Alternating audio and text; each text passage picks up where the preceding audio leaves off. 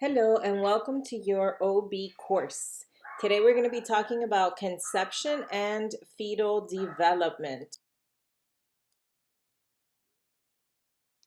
Conception, also known as fertilization, occurs when the sperm enters the nucleus of an oocyte. Okay, the fertilization normally occurs in the outer third of the fallopian tube. Once the oocyte is fertilized, it is called a zygote. Okay. Um, by the third day after fertilization, the zygote has morphed into a 16-cell solid sphere called morula.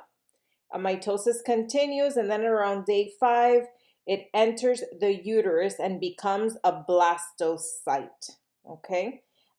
When fertilization occurs, in the case of multiple gestations, what's going on is that you have two embryos that are developing, as in the case of twins. Okay, twins can either be monozygotic or dizygotic twins. What's the difference? So monozygotic, also called identical twins, they result from a fertilized ovum that splits during the early stages of cell division, and it forms two identical embryos that are genetically the same. So monozygotic twins are identical twins.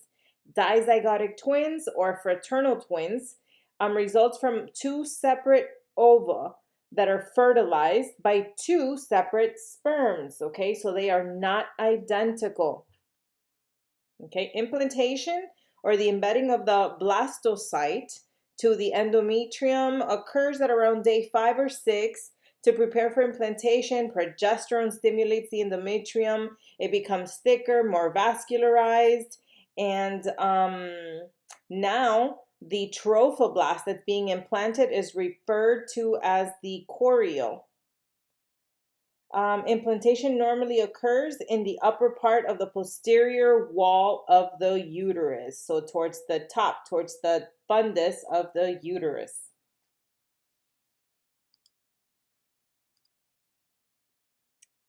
As the fetus develops, the names change. So it's originally, when it is less than 8 weeks gestation, it's referred to as embryo. Okay, the fetus, it's then referred to as fetus after 9 weeks gestation until term. Organogenesis, by definition, is just basically the formation of body organs. Okay, and this occurs generally within the first 8 weeks. This is when organogenesis is occurring. Then we're going to discuss fetal circulation. You have a beautiful picture here that you can look at. We have three very important structures. We have the ductus arteriosus, the foramen ovale, and the ductus arteriosus. Before we go into more details, I think it's important to mention that by the end of the 8th gestational week, you have a clearly defined human that's about 3 centimeters in length with all organ systems already formed. So it's important to know that the cardiovascular system itself begins to develop within the first few weeks after conception, and the heart begins to beat during the 3rd week after conception. Okay, there are several features in the fetal circulation.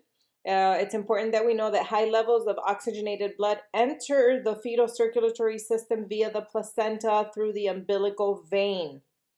The ductus venosus, one of the structures that I mentioned earlier, connects the umbilical vein to the inferior vena cava, which allows the majority of the highly oxygenated blood to enter the right atrium right here of the heart.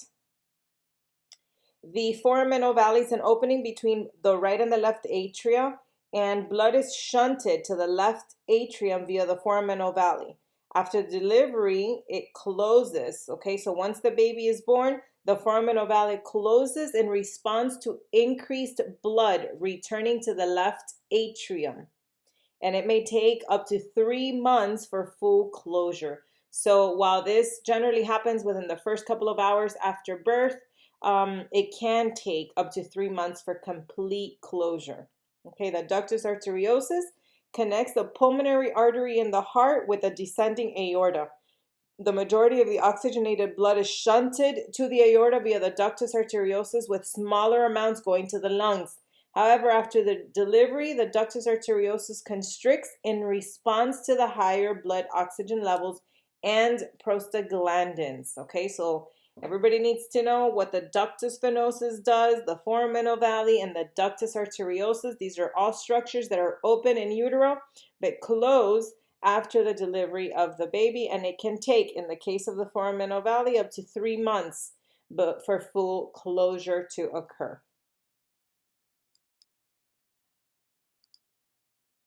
To facilitate fetal development, there are many structures that provide a range of functions for both mom and the developing fetus.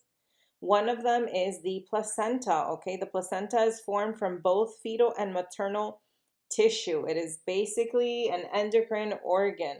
Okay, it consists of chorionic villi, which are projections from the chorion that embed into the decidual bacillus and then later form the fetal blood vessels of the placenta.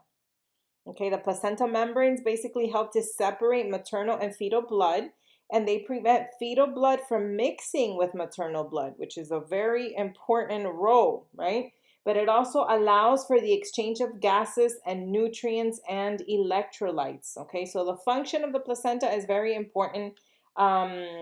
It facilitates metabolic and gas exchange. Okay, so fetal waste products like CO2 are transferred from the fetal blood into the maternal blood by diffusion. Nutrients like glucose and oxygen are transferred from the mother to the fetal blood through the mechanism of diffuse and active transport. Then we have hormone production. Like I said, the placenta is predominantly an endocrine organ.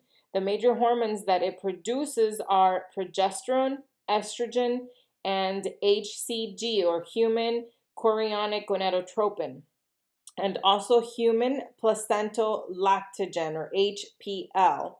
Okay, progesterone in this case facilitates implantation and decreases uterine contractility. It's important to remember that it's knowledge that you're going to need for the future. Estrogen in this case stimulates the enlargement of the breast and the uterus, and then HCG stimulates the corpus luteum so that it will continue to secrete estrogen and progesterone. So everything kind of works together. Okay, so HCG works until the placenta is mature enough to do it on its own. So the hormones that are assessed in pregnancy, HCG, they rise rapidly during the first trimester and then they decline. There are exceptions to this. However, we will discuss this in later sessions. Okay, viruses. Speaking of the placenta, such as rubella and cytomegalovirus, it's important that we understand this, can cross the placental membrane and enter the fetal system. This is one of the reasons why we do not give rubella vaccine to pregnant women. Okay, this can cause fetal death or defects. Okay, there are also other drugs that can cross the placental membrane. And so women should definitely consult their providers before they start taking any type of medication during pregnancy. Please note that drugs with an FDA pregnancy category of C, D, or X must be avoided during pregnancy or when they're attempting to conceive. So it is very important. Drugs that are categorized by the FDA during pregnancy as C, D, or X should be avoided. Here I just provided another picture once again of the different stages of development, the different periods of fetal development, when the eyes are formed, the heart, the lower limbs, external genitalia, upper limbs, palate, teeth, ears, etc.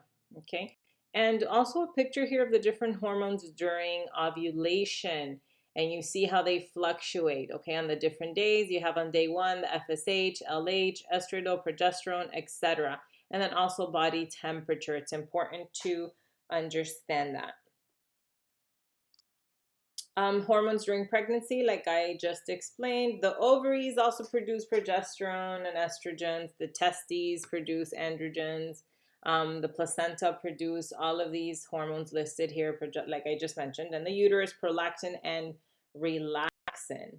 From the placenta, with the three main hormones, we see how they rise and fall. HCG, as you can see, during the first couple of weeks of pregnancy, the first trimester, up to 12 weeks, they're going up rapidly.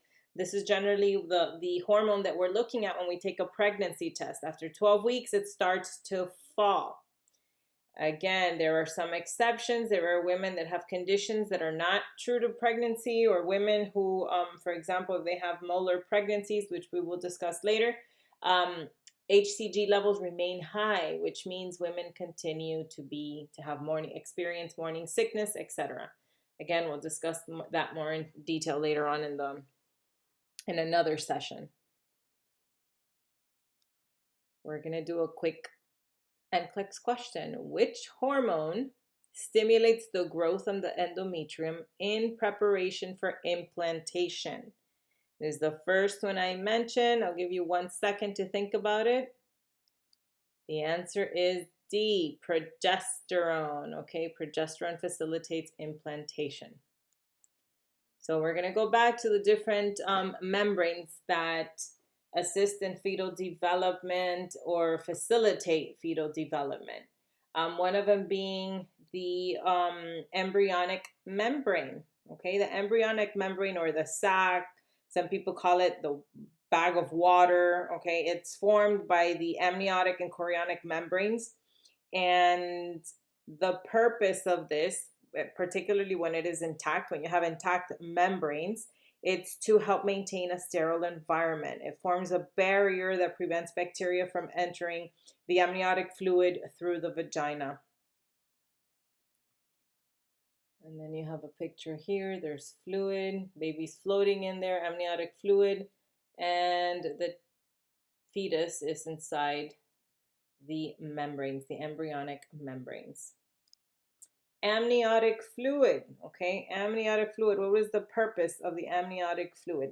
Amniotic fluid is generally clear, and it's mainly composed of water, contains some proteins, carbohydrates, lipids, electrolytes, fetal cells, lanugo, and vernix caseosa. Okay, during the first trimester, the amniotic membranes produce the amniotic fluid. However, during the second and third trimester, it is produced by the fetal kidneys. Okay, the amount of amniotic fluid peaks at 800 to 1,000 mLs at around weeks 34 of gestation, and then decreases to 500 to 600 at term. Okay, so when a woman is about 34 weeks, this is when they have the most amniotic fluid, and it's anywhere from 800 to 1,000. When they are term, what's term? After 38 weeks, 38 to 40 weeks, they generally have 500 to 600 mLs. There are cases where women have polyhydramnios, also known as hydramnios, and it just refers to an excess amount of amniotic fluid. So what is that? What is an excess amount? 1,500 to 2,000 mLs of amniotic fluid instead of what the norm would be. Remember, the peak would be 1,000 mLs. And in the case of polyhydramnios, women will have up to 2,000, so double what they would normally have. Women who experience polyhydramnios have an increased incidence of having chromosomal disorders and GI, cardiac, and NTDs, or neurotubal defects. Okay.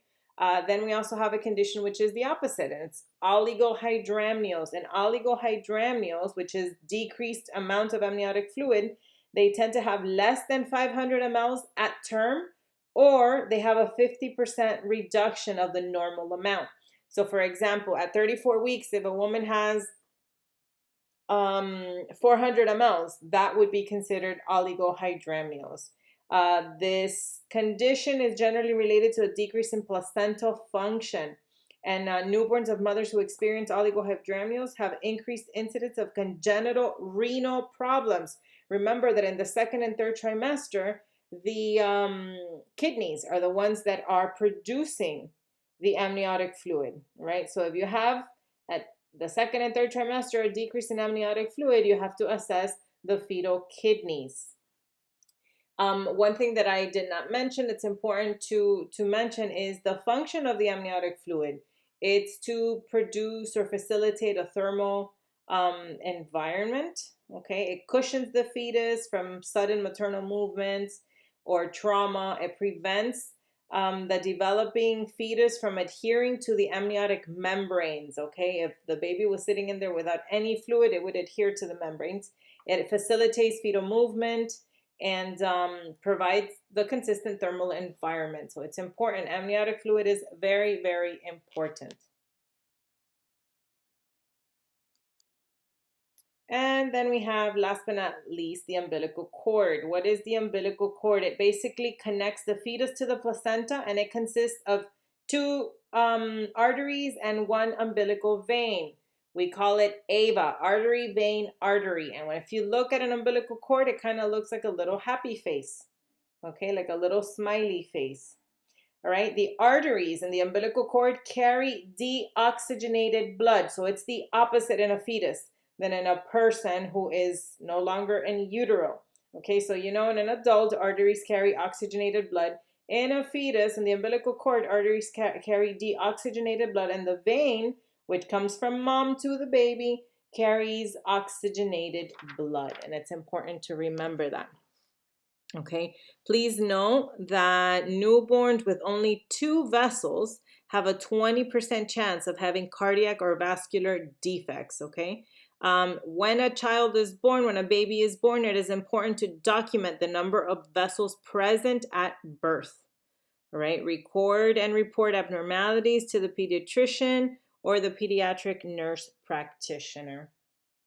So that's it for this session. I hope you enjoyed it, and again, that this has spiked your curiosity to go back and do some more research on this information.